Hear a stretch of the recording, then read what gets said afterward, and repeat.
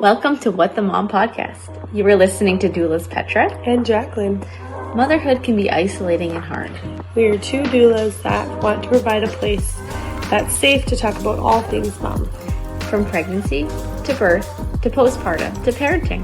Join us as we have real conversations about real life. Hello. Welcome to What the Mom podcast. You're listening to Petra and Jacqueline. Thanks for joining us today. Yeah. This is part 3 of our What to Expect series, I guess. Yeah. Third trimester. Yeah, trimester 3. This is the end game where you're seeing the end, although it feels the longest. Yep. So if you haven't yet watched them, make sure you watch the episodes for trimester 1 and trimester 2 as well. Absolutely. Mm-hmm. We had some good pointers in there for sure. Mm-hmm. We sure did. So many things go on in pregnancy. It does. And what weeks are for trimester 3? 27 through 40. Mm-hmm. I think some people say 28. I've heard that too. Yeah. Kind of depends who you're talking to. Google said 27, so there you go. Must be right. So we're going to go with 27. But yeah, exactly. I've heard 28 too. Yeah. So yeah. This trimester is definitely probably the hardest. Yeah, a roller coaster. A lot. I feel like a lot happens. It does, yeah. For sure. You're going to be obviously really tired by this point. You will. Uncomfortable. Sleeping is probably not going to be great. I just remember being so uncomfortable and like, oh my gosh, just being so hot. And like, did you have that pregnancy pillow? I didn't use the pregnancy pillow. I used a body pillow. I never had. Yeah, that's right. You had a body pillow. I didn't. Yeah, some people use a pregnancy pillow. I used it goes all the way around front and back. I just used my nursing pillow. Oh, really? Yeah, because I got it with Sophie or Ben.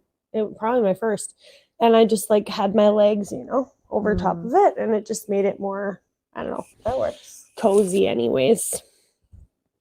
Easier on the budget so you don't have to buy a new one. But that's true. Yeah, it worked out great.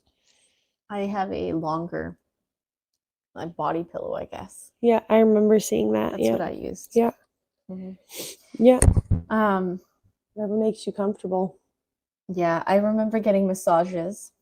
Oh yeah. In my 3rd trimester, and at this point, like your stomach has grown because baby is pretty big now, and you cannot go on your fronts at all. And at this point, you're like, I just wish I could go on my stomach, but you can't. So massages, you're on your side. Yeah. They massage part of your back. You switch to the other side. They massage the other part of your back. And when you go to a professional place, they have like a little hole for your tummy. So it depends where you go, though. Yeah. The mama, where did I go? A mama place. And some places have like a water bed. That's nice on the hips. Yeah. Mm-hmm. Anything that just makes you more comfortable at this point. Here's a tip. If you live somewhere where it's a time of year where it's warm and you're in your 3rd trimester, go to the beach. Oh, go swimming. Dig a hole in the sand. Okay. You can lay on your stomach with your belly in the hole. Oh, yeah. When I was in Hawaii, pregnant with my first, I saw a lady do that. Really? It was crazy. I was 28 or 29 weeks. So I was just the beginning of my 3rd trimester when I went to Hawaii. So fun. And I saw this lady suntanning. She's just laying on the sand on her stomach. I didn't think anything of it. Could you tell she was pregnant? Not from the back. No way. All of a sudden, she gets up, and I'm like, whoa, belly. Holy crap, she's pregnant. How is she laying on her stomach? And then I look, and there's this giant hole in the sand. You're like, let me go use that.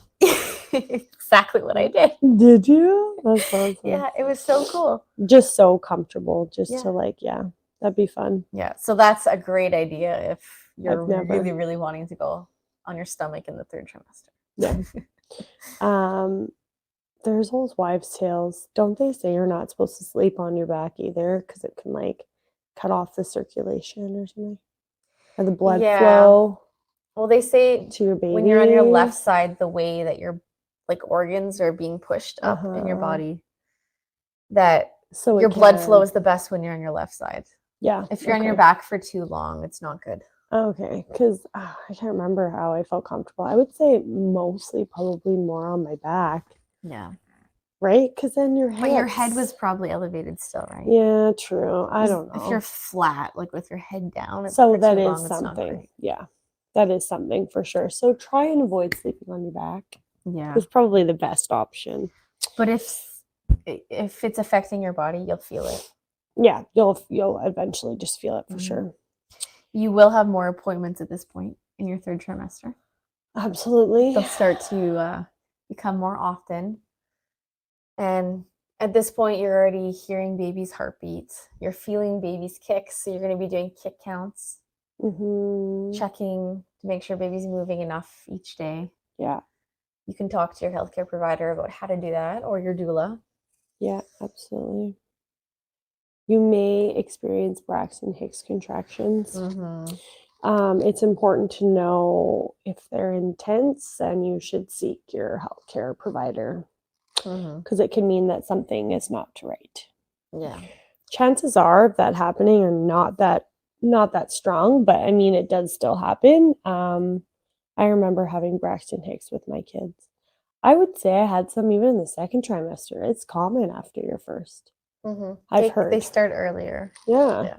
But to the point of it not being like painful if you're having like These shouldn't be painful. no. They should be more mild. Yeah, and they're just like it's tightening of your Yeah, stomach, but it's exactly. not painful. It's just getting your body ready. Yes, a lot of people call them practice contractions. I've heard that too.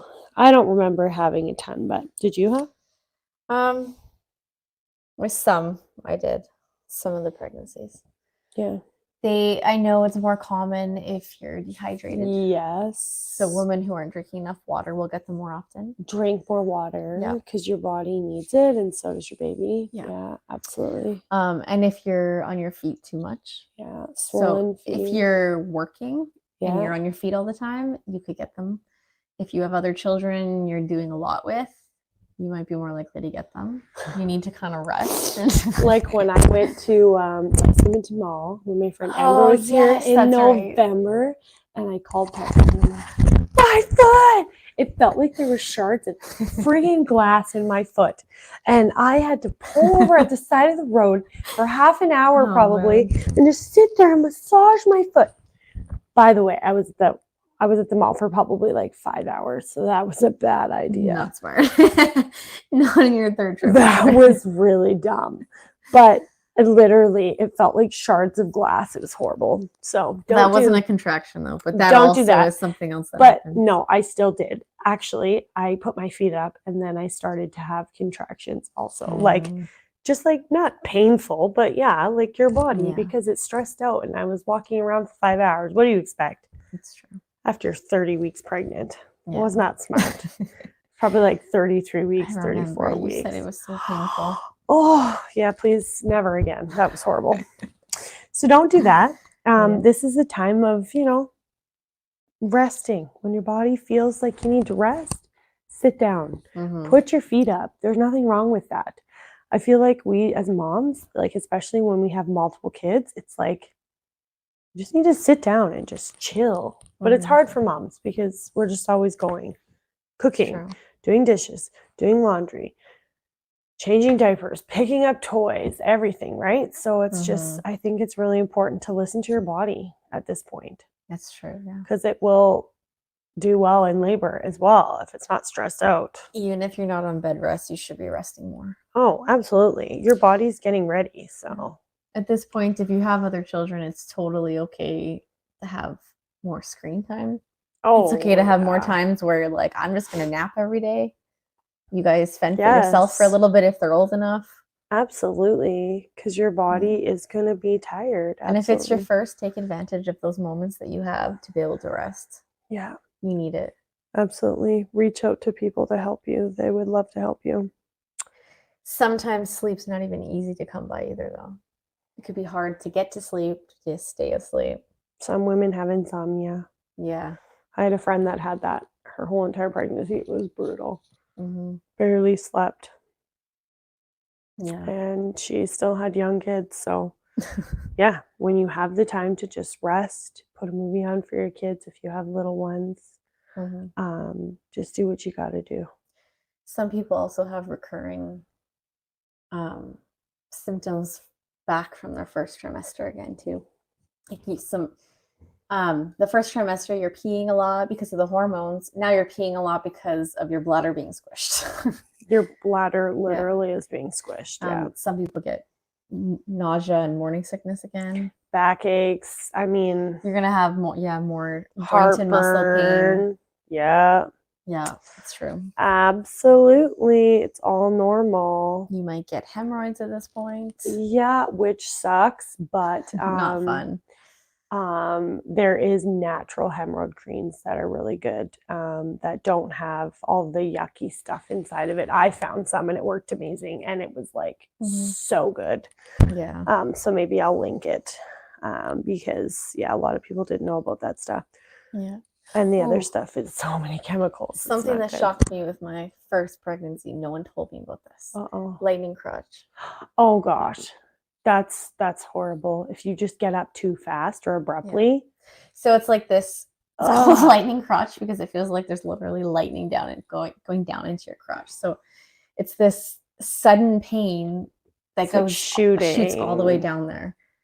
And you're like it just takes your breath away and you can't move and it hurts. It does go away. It doesn't last that long. Yeah. But it hurts. But if you're getting up, get up slowly. Yeah. Don't just like get up like that, because then you'll be like, your crotch will feel like it's on fire. It's not fun. Being on your feet for too long can cause that too, not just Braxton Hicks contractions, but lightning crotch. Don't do what I did. Yeah, I remember that too.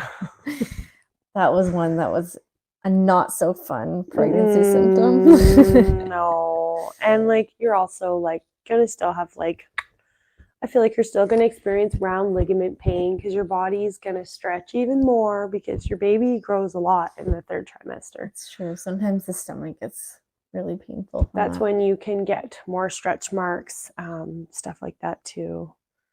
Definitely. That's true. Yeah. Yeah. So it happens. Yeah. I can't think of any other symptoms that you can have. Just listen to your body. Yeah. And if you have any questions, reach out to your healthcare provider and they'll be able to tell you. Heartburn is a big thing as well, you guys. Yeah. I know I experienced that. It was horrible. I didn't feel good taking Tums. So I think I had lemon a lot. That did help me. Also eating less food at meals. Not large portions. Not large, super large portions, and avoiding fried food. Even though it might sound good, it will just cater to that. Fried food, spicy food, and acidic food can make heartburn worse. Yeah, because it's not a fun symptom, but there's ways that you can try and avoid that for sure. That's true. I think one of the biggest things I noticed, and I know a lot of other people have, is nesting in the third trimester. This is a real thing. Oh, for sure. It's not the exact same for every woman either. No. Or even every pregnancy. No. It can be different. Did you do nesting with your pregnancies? Mm-hmm. And what did nesting look like for you? What did I do? Just cleaned a lot, I feel like. You just have more energy. I had more energy to get the baby's stuff ready, their bedroom, their clothes. That was probably, I would say, when I was doing it. Getting all their clothes put in their dresser and stuff like that. I know Sophie helped me this time. You just have it just seems like you have more energy. It's a burst of energy. Yeah. The name nesting is from the idea that animals create their nest, their area ready for the baby's arrival. Yeah. And so as humans, we often have an instinct as well to do the same thing. We want to prepare our home, have it ready for the new baby, right? Yeah, absolutely. For me, my nesting was like organizing, rearranging. That was kind of what I did. I did some like preparing clothes, washing it, having it all hung up and ready. But I was like moving things around, trying to figure, okay, what's the best place to put all this stuff for the baby? Also, if it's heavy, do not, because you're not supposed to lift certain things. It's true, yeah. Yes. You do need to be careful with that, or else Be very careful. you could hurt yourself. Yeah, exactly. You could get diastasis recti, Yeah. abdominal separation. That is a very common thing. A sign of that is when you're pregnant, Really? your stomach, when you're laying down and you're coming up. Yeah. Kind of like a sit-up position It's like almost. a little... It looks like a teepee on your stomach. Yeah. Yeah. That's a sign that you might have it. Yeah. Because I had that with my first. Yeah. My second pregnancy, I did a ton of cleaning. And I clearly remember one day we had our stovetop had the old school elements that are like you take it out to clean underneath the burner. Yeah. And I was cleaning that one day when my husband came home. Tom was like, what are you doing? I said, I'm just cleaning the stove. He's like, oh, okay. Didn't think anything of it at first. Then I actually lift up that part because most stovetops you can lift up to clean underneath that even. Most people don't do that. Most and I'm like cleaning under there, like scrubbing it hard. Like, what Tom's are you like, doing? Petra, why are you cleaning that? Well, it needs to be clean. It's dirty. You're not going to do it. He's like, Petra, you're obviously nesting. You never clean that. And we've been here for a long time. Like, oh. He's like, just nest on. Yeah, I probably am. Yeah, you do weird stuff.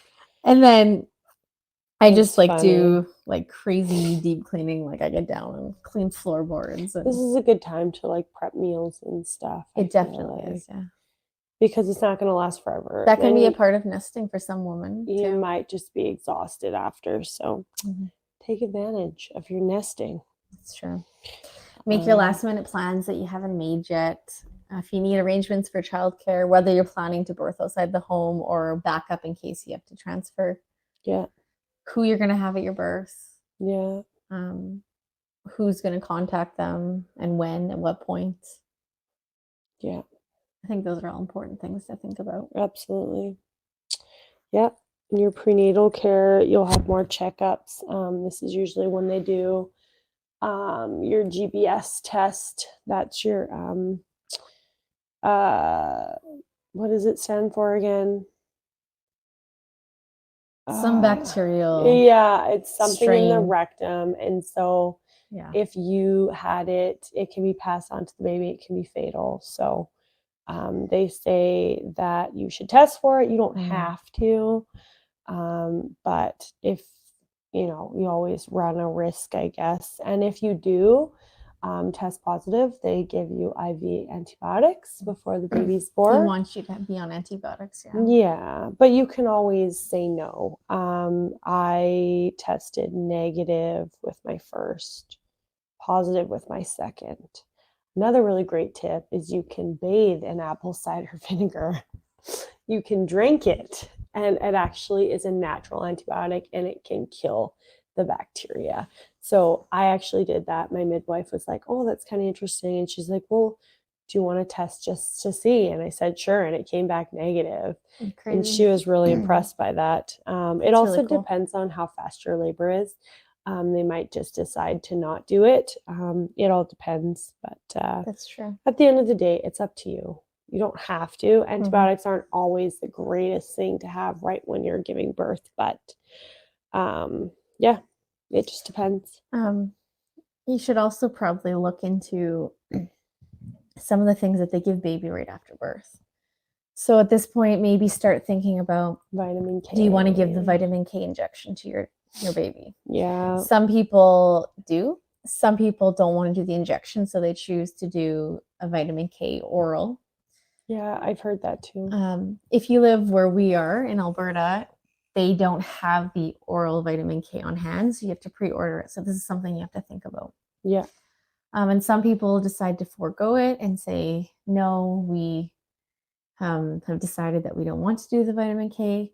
But I mean, there's always risks and benefits of everything. So you need to do your Yeah, research absolutely. to decide what's best for your own family. Yeah, absolutely. And you just never know. Like Yeah. the horrible thing could happen where you don't get it and then the baby could bleed out. And it can be really scary. Newborn hemorrhagic disease or something. Yeah, and the chances of it are pretty slim to They're none. extremely rare, but if it does happen, it's extremely dangerous. But I had a midwife who experienced it and it was awful. And they saw the baby pass away. And so she recommended it all the time. So I just always did, just a peace of mind for my husband too. But again, it's all up to you, whatever you want to do. Depending on where you live, they may also do an eye. They don't do They don't do any erythromycin anymore here anymore. in No. Alberta. They recently stopped a few years ago. Yeah. It's called erythromycin. They used to do that, and they don't do it anymore. Yeah. It was for their if eyes. the mom had chlamydia. Chlamydia or something. Yeah, exactly. Some places still do that, but in Alberta they have stopped doing that unless a mother had tested positive or something. Yeah. We don't do that anymore. Some places they do hepatitis B vaccine, but they don't do that here. Oh, yeah. So depending on where you live, it's good to look into what is given to newborns when they're firstborn. Yeah, and actually in the hospital, they apparently don't even say anything about the vitamin K. They just give it to babies. Yeah, so if you decide you don't want it, or if you want the oral, let them know ahead of time. You would have to let them know because I guess it's just a common thing. They just do it and they don't say anything. So if you have a midwife, the midwives will ask you beforehand during one of your appointments. Yeah, they'll say, are we doing this or are we not? Doctors just assume you do unless you tell them otherwise. Absolutely. Yeah. Yeah, it's true. Yeah, it is very true. And then if you haven't, maybe considering looking at making a birth plan at this point too. Because births, you can't predict how they're going to go. But it doesn't mean you can't have an idea of what you want, right? You just have to remember, if you don't get to stick to it 100%, it's not the end of the world. It's okay. Yeah. But you can try. Nothing says you can't try. It does happen for sure. Like your last birth. Yeah. It didn't go according to plan. It didn't. And I thought for sure it would because I was my third. And having to go to the hospital, I was not thrilled. So, yeah. But it was just important to, address what was going on because I was not dilating. And it was that or a C-section. I didn't want that. So, yeah, it's true. I'm glad I didn't. That was the first thing I said to her when I was leaving. I don't want a C-section. She's like, but it wouldn't be the end of the world. You would be okay. Wouldn't. And your baby would be fine. And I'm like, it would be the end of the world. But I did not have to. Thank Jesus. Because I did not want one. I'm very grateful because, sometimes it happens. And, sometimes it is out of your control. Sometimes it's out of your control. So there's a lot of things that you can help prevent, but sometimes you can't. Yeah, it's true. I would say you want to talk about low iron too. Yeah, that's true. That's probably one of the biggest things. But having a good iron store, oh gosh, yes, is really important because if you do hemorrhage, even if it's only a little bit, you want good iron in your blood. Yeah, absolutely. You want to avoid a transfusion for sure. Yeah. We both had experienced some hemorrhaging. Yeah. And we know what it's like. And it's not fun. It's not fun at all, yeah. So a lot of times you will get blood work done during your pregnancy, usually throughout the whole thing in each trimester. Yeah. If you haven't been offered it and that's something you're worried about, then you could even ask to have it done. Just ask. That's what I did. That's the only blood test I did. I said, hey, because I wanted to have a home birth, and my midwife was like, well, because you've hemorrhaged and the last one was pretty severe, you could have died. I feel like I would feel more comfortable if you got your iron checked. And I was like, okay, I guess, it's not a big deal. And so I did, and I was fine. It just gave them peace of mind that they knew what they were working with Yeah, it's true. going into it. Because, yeah, it is a big thing because some people just hemorrhage. It's just part of how it is. But this time, I didn't hemorrhage at all. And it was just crazy how different it was. Even like from having a light period after postpartum for like a week, like it was weird. That's true. But I figured after my birth I should have got a pass, but because it was horrible. It was horrible. If you have low iron, you'll also have some symptoms that you'll notice. So you'll be like overtired, like extra fatigued. Yeah. Tired all the time. Shaky. You could be like weak and shaky. You could get headaches more often. Yeah. Some of those kind of symptoms might point towards the possibility of having low iron. Yeah. Yeah. And some you people want to make sure they never have problems. It's just like a pregnancy related thing. Same with diabetes. Yeah, absolutely. You So- just never know. In the second trimester is when they test for gestational diabetes already. Yeah. So in the third trimester, you should have been offered the test already. And if you did have gestational diabetes, then they'll help you kind of manage it. Yeah. Keep a close eye on you. If you don't, then you still like keep an eye open because it could pop up later too. Yeah, absolutely. Yeah. You just want to make sure that everything's all good. Hypertension is something else you want to look for. I had hypertension, which is high blood pressure. Yeah. With my first at the very end in my third trimester, and it was awful. They were really worried you. Yeah. So I had planned to do a birth center birth, and I couldn't. I had to go to the hospital. It was still a good experience, but it was not what my birth plan was. Yeah. Again, it might change. Yep. Exactly. Just be okay with that because, sometimes it's out of your control. Yeah. And high blood pressure is something that they'll be able to find right away because they usually check your blood pressure at every appointment. Yeah. And then you'll see. They'll show you. They'll tell you what it is. Yeah. Because I had that high blood pressure, though, I always had what they call white coat hypertension. So it's like high blood pressure anytime a healthcare provider or someone similar is taking my blood pressure. Well, yeah, because they're making you nervous. Yeah. So I'm like so scared I'm going to have that again. So then in turn, you do have it. Yeah. So my midwives actually had me after that take my own blood pressures at home with a machine so they could still see the date and time that I took it. Yeah. And then average it out about what it was throughout the week. Yeah. Which worked. Which works. I mean, it doesn't stress you out. That's better. Some people have the other problem. They have hypotension. What is that? Low again? blood pressure. Yeah. And you can talk to your healthcare provider on how to combat either of those if you do have it. Yeah. Yeah. And they'll also be watching baby's heart rate. Yeah. At this point, it should still be within 120 to 160 beats per minute. Yeah. And if it's outside of that range, then they'll probably send you to do some extra tests. Like, to see where the baby's at and stuff. Probably non-stress tests. I had that with my third, with Katerina. You did, yeah. I remember you saying that. We had an appointment where she tried to check with the Doppler, and her heart rate was close to 200. And she waited to see, like, maybe it's just because the baby is moving. Maybe it was an inaccurate reading. Tested again, waited a little bit, tested a third time. Or not tested, checked. It was still high. And it was still really high. So she sent me immediately to get a non-stress test at the hospital. At the Royal Alec, I remember. And we checked it. And it was high, but it wasn't as high as it was when they just put that thing on your tummy, right? Yeah, so it's straps that go across the belly, and one of them checks the heartbeat, one of them checks for movements. Yeah. And then you have a button and you click it every time the baby moves. Yeah. So that they can see. Yeah. And it was fine.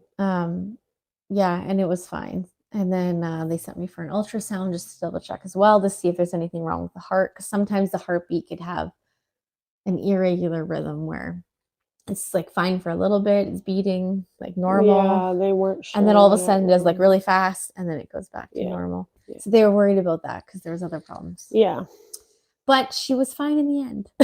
she was fine. Yeah. They just do these things because it's better to be safe than sorry. It's just yeah, absolutely. The baby grows nice and big and fast in this trimester. Very fast. Mhm. Yeah. So maybe we'll end with sharing some of the things that they do. Yeah. For week 28, baby's eyes partially open, eyelashes form. Pretty Amazing. cool. Central nervous system can start to direct rhythmic breathing movements and control the body temperature of the baby. And at 28 weeks, they're about 10 inches long from crown of their head to their rump or their bum. Mm-hmm. And they're about 2.25 pounds, approximately, of course. Yeah, never know. Mm-hmm. Yeah. Baby's kicking a lot. You're gonna have lots of movement, stretching. Mm-hmm. Makes grasping movements. They can have hiccups, and it's so funny. Oh, You yeah, see your hiccups tummy feel crazy. and you can actually just see them go. So Yeah, funny. it feels like they're almost like hitting, but like to a rhythm. Yeah, but it's actually, that's what it is. It's so cool. And depending on where their head is, you'll feel it stronger in different part So of your cool. stomach. Yeah. So neat. Their hair grows. At week 30, they're getting this hair. So cool. Although our babies never had much hair. But yeah, mine basically bald. Sorry. Some people have babies that have such thick hair though when they're born. Yeah, like my nephew. He came out with a toupee of hair. Yeah. Literally. So crazy. Like more hair than my daughter did at like 2. It's crazy. Yeah. So in just 2 weeks, from week 28 to week 30, they went from 10 inches long to 10.5 inches long, from 2.25 pounds to about 3 pounds. That's just in 2 weeks. It's pretty crazy. They grow fast. Yeah. Week 31, most of their major development is done now. Yeah. Now it's just quick weight gain and growing. Yeah, practice breathing at 32 weeks. Yeah, so the practice breathing is they're actually breathing in the amniotic fluid and then peeing it right back out. Breathing in the amniotic fluid and peeing it back out. And once they're born and they take that first breath, their lungs actually change and they start breathing in air instead of the liquid. It's amazing, like how it's so cool. This happens. Yeah, it's so neat. And then they have the Wongo.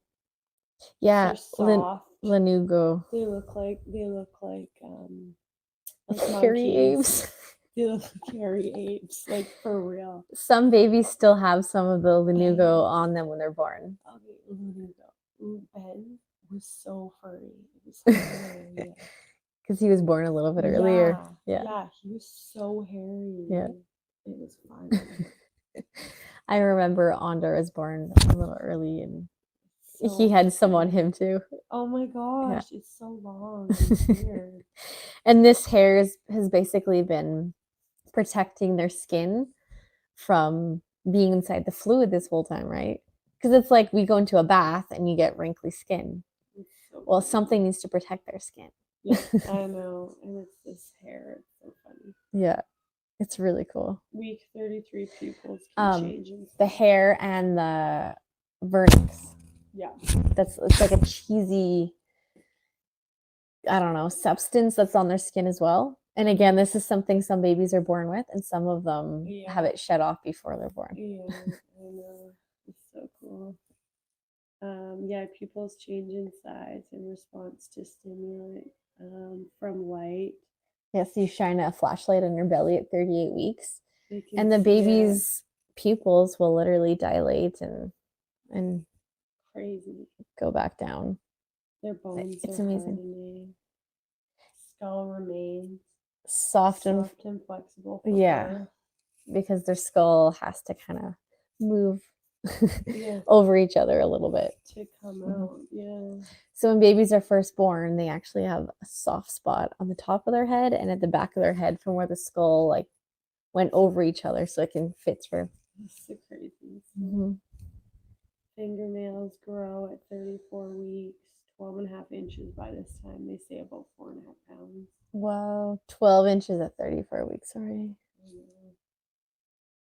Yeah. Yeah, week 35, the skin starts to become more smooth. The limbs will often have a chubby appearance now at this point. Yeah, they won't just be little sticks. Mm-hmm. Week 36, baby is big, can't move as much. That's when you're going to feel really uncomfortable. You don't feel like kicks anymore. No, you're not really, because there's a lot more space now. Or less space. Less space now, so then exactly, you're not going to feel it as much. But that doesn't mean you don't feel them. It doesn't mean they don't move. You still see them, and that's when like they do like flips, and you can see your stomach like totally just like an alien. It's so crazy. Yeah, it's true. Sometimes they try to stretch, and it'll feel like they're literally stretching their arms out and their legs out, and you feel like kicked one way and punched another way. Yeah. Yeah. They're just gonna wiggle. Yeah. Wiggle. Most babies around this point at 36 to 37 weeks will start to move their head downwards, into your pelvis, descending into the pelvis. First time moms the baby's head will usually go down sooner. Yeah. They say subsequent babies may not until right before birth, but that's not always the case because my fourth, that's not always. She was so low, so early. I could have sworn she was going to come early. And she didn't. She came a week late. Yeah. And the midwife was like, I can't believe that you've had the baby this low for this long. My daughter, Sophie, was engaged for weeks. Yeah, that's what Abigail was. She was 2 weeks late. 15 days. Yeah. So it can happen. And when their head is in there, it starts to get uncomfortable. This is when a lot of women say, oh, I feel like I have a bowling ball between my legs. And it can give you like pelvic pain in your pelvis and your hips. It can be a little bit uncomfortable. This is when women are like, just wish the baby would come early. I remember I was having a pity party.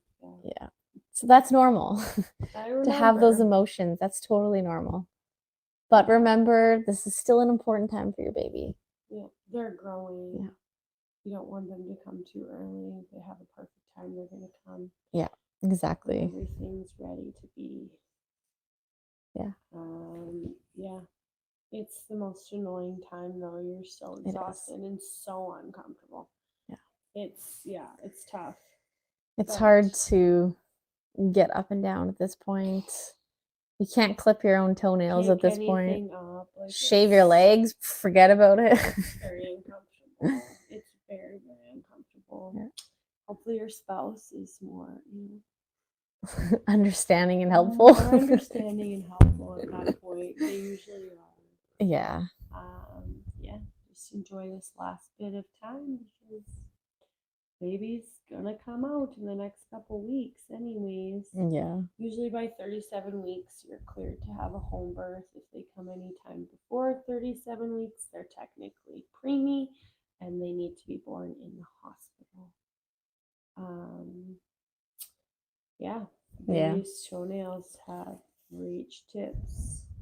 The tip of their toes mostly shed all the lanugo, that hair. They're about 6.5 pounds. Who knows? My son at full term, give or take, 4 days early was 5 pounds 11 ounces. So, you just never know. It could still be tiny.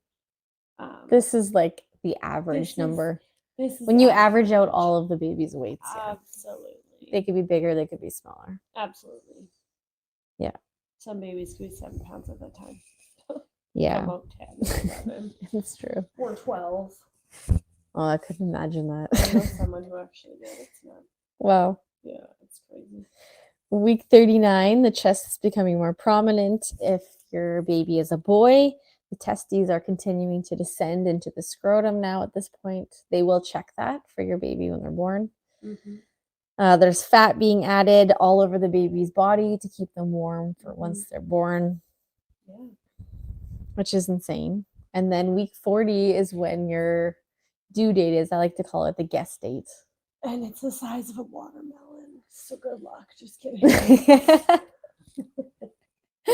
It comes out.